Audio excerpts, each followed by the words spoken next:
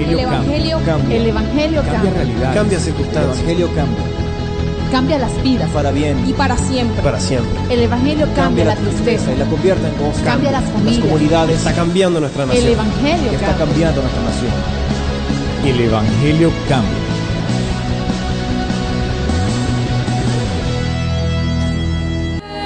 Victoria, caminemos hoy con Dios, pues el triunfo se logra con oración.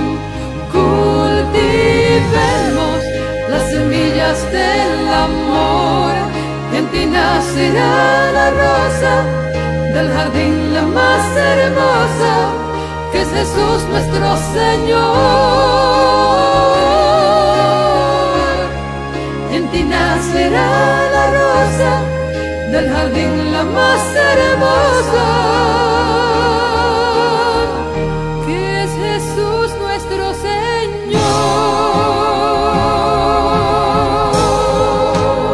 Bueno, estamos aquí nuevamente llevando a ustedes el mensaje de salvación, el mensaje de la palabra de Dios. Voy al Evangelio de Mateo, capítulo 13, el verso 53. Es un tema espinoso.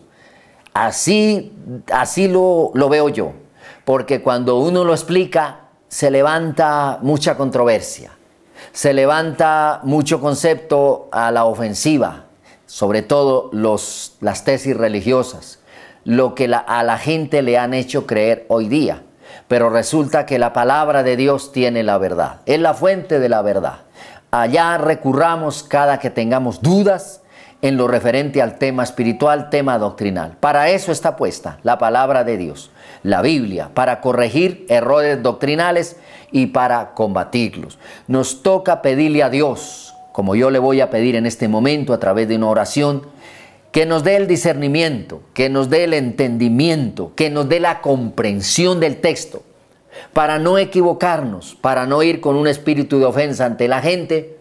Pero eso sí, si usted le llega ese mensaje de revelación, se le puede partir su religión en cuatro, se le puede quitar de su mente el concepto religioso, razonable que usted tiene de esta parte, que son poquitos versículos, pero que narra una verdad grande sobre la vida de Jesús, sobre la madre de Jesús y sobre los hermanos de Jesús. Padre, en esta hora ofrecemos reverencia mediante una oración.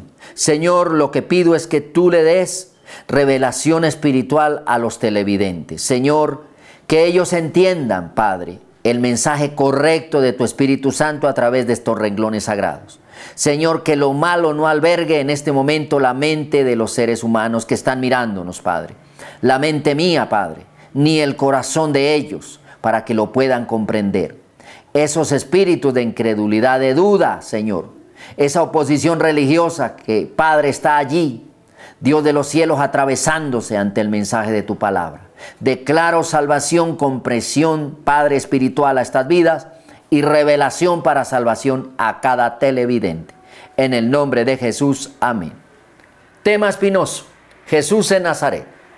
Está ahí en el texto sagrado de San Mateo, Nuevo Testamento, primer evangelio, son 4, Marcos, Lucas y Juan, así de sencillo. En el verso 53, aconteció que cuando terminó Jesús estas parábolas, así enseñaba, el reino de los cielos, decía por ejemplo, el reino de los cielos es semejante a un padre de familia que saca, de su tesoro cosas nuevas y cosas viejas. Así lo explicaba el Señor. ¿De qué hablaba? Del corazón de los seres humanos. Hay que sacar lo que no es de Dios, lo que no compete a la palabra de Dios del corazón. Dejarlo ir, que es que yo creo en esto porque a mí me enseñaron esto. Bueno, compárenlo con lo que dice la palabra. Y si no es de la palabra, déjelo ir. Así es que Dios obra en la revelación de un ser humano. De lo contrario, mire, sus ideales no le van a cambiar. Y venido a su tierra, donde él se crió, que era en Nazaret, recordemos, allí con su padrastro José, su mamá María, les enseñaba en la sinagoga de ellos, de tal manera que se maravillaban y decían, ¿de dónde tiene esta sabiduría y estos milagros? ¿No es este el hijo del carpintero? Mire esto. ¿No se llama su madre María? Correcto. ¿Y sus hermanos Jacobo, José, Simón y Judas? ¿No están todas sus hermanas con nosotros? ¿De dónde pues tiene éste todas estas cosas? Y se escandalizaban de él. Pero Jesús les dijo, mírenlo, la gran frase célebre que nace de ahí. No hay profeta sin honra, sino en su propia tierra y en su casa. Y no hizo allí muchos milagros a causa de la incredulidad de ellos. Los hermanos de Jesús, bien podría decirse que es el tema a explicar. Muchos dicen, conceptos religiosos, opiniones religiosas, que eran los mismos creyentes. Pues querido televidente, la revelación se la da el Espíritu Santo. Porque más adelante en este Nuevo Testamento, el libro de Santiago, que es Jacobo mismo, está nombrado en este texto sagrado de Mateo 13:55. El libro de Santiago que compone el Nuevo Testamento es un hermano de Jesús, nacido de María y José. El libro de Judas, ahí lo nombra como cuarto hermano. Jacobo, José, Simón y Judas es el libro penúltimo de la Biblia, el que está antecito de Apocalipsis, que es cortico, de un solo capítulo. Ese es el otro hermano de nuestro Señor Jesucristo. La gente se escandalizaba. Puede que este mensaje se le meta al callejón de su vida doctrinal, puede que usted se escandalice, pero es la palabra de Dios quien lo dice. Por eso al comenzar la emisión le expliqué, le advertí, porque eso va a ser así. Yo era uno de los que creía ciegamente que el único que había sido hijo de María y José era Jesús. Pero la palabra de Dios dice otra cosa. Dice aún que tenía hermanas. Verso 56. ¿No están todas sus hermanas con nosotros? Ahora, le aclaro en otro texto sagrado que me llega a la mente. Capítulo 2 de San Juan. Las bodas de Canaán de Galilea. Recuerden, cuando él convierte el agua en vino, se dirigen a María y María les dice, hagan lo que él os mande. Dice que después del milagro, descendieron de ahí de Canaán de Galilea a Capernaum. Era otra ciudad donde la mayoría de tiempo vivió Jesús, digámoslo así. Dice, y descendió él, su madre, sus hermanos y sus discípulos. Ahí, en ese texto del capítulo 2 de San Juan, en la narración de las bodas de Canaán, explica que son diferentes los discípulos y que son diferentes los hermanos. Los hermanos de Jesús se llamaban Jacobo, uno, que es el libro de Santiago, ahí lo tiene. Ahí al comenzar el saludo Santiago lo enuncia. Dice que es ministro, apóstol de Jesucristo a la Iglesia Universal de Cristo, como hermano del Señor. Innegable eso, la palabra no miente. Hay un tal José que se llamaba igual que el padrastro de Jesús, hay un tal Simón, ¿cierto? Y hay un tal Judas que nuevamente aparece con un libro, ya lo había dicho dónde queda ese libro. Toca escudriñar la palabra, pedirle al Espíritu Santo que nos dé la revelación. No estamos persuadiendo a que la gente abandone sus creencias. Estamos predicando la verdad. Cuando la verdad se predica, cierto, la mentira se marchita. Cuando se predica la verdad, la mentira del diablo queda sin máscara. Entonces, la gente a veces no lo comprende porque no lo ha leído. Las hermanas de Jesús, no sé cuántas eran, lo menciona de una manera singular. Pueden que sean 5, eso sí no lo sé, ¿cierto? Pero lo cierto es que la gente se escandalizaba de él. Eso es una de las cosas que hay que explicarle a la gente, porque no lo dice la doctrina nuestra, lo dice la palabra de Dios. Nosotros somos evangélicos porque proclamamos el Evangelio de Cristo, eso es cierto. Somos protestantes porque protestamos contra las cosas que no son de la doctrina de Cristo, no son de la palabra de Dios. Y ahí está, en el verso 55, que enuncia claramente que el papá se llamaba José, que la mamá se llamaba María, que era el hijo de un carpintero, estaba en su tierra, Y él lo único que les dice, mire, que tenían hermanos, los 4 hermanos que menciona con nombre propio, no son los discípulos, es diferente, totalmente diferente. En las bodas de Caná, ya lo expliqué, los nombra de una manera específica, lo que es discípulo y lo que son hermanos. Tenía hermanas. De ahí nace esta respuesta del maestro, cuando dice, no hay profeta sin honra, sino en su propia tierra y en su casa. Querido televidente, déjese guiar por el Espíritu Santo. Deje que la palabra de Dios albergue en su corazón, que sea sembrada. No sea como estas personas que contendieron contra Jesús, asombrados de que, oiga, ¿y este de dónde saca toda esa sabiduría? ¿Y este de dónde saca ese poder para hacer milagros? Si acaba de llegar de convertir el agua en vino, y ya la fama y ya la situación era otra en ese momento. Cuando en realidad él se había criado en ese entorno, allí en Nazaret, hablo de Nazaret, y lo tenían de pronto como un creyente más, como un judío más, mas no como lo que él era, el gran Mesías, el gran Salvador, ¿cierto? Lea bien, memorice las citas bíblicas, compárelas, confróntelas con otros textos bíblicos que a veces aparecen en las Biblias ahí después del texto o en la parte de abajo, y el Espíritu Santo le va a seguir mostrando. No sea, ¿mostrando qué? Mostrando la verdad de Dios. No sea como los que estaban allí, que a causa de la incredulidad, el Espíritu Santo no se mueve.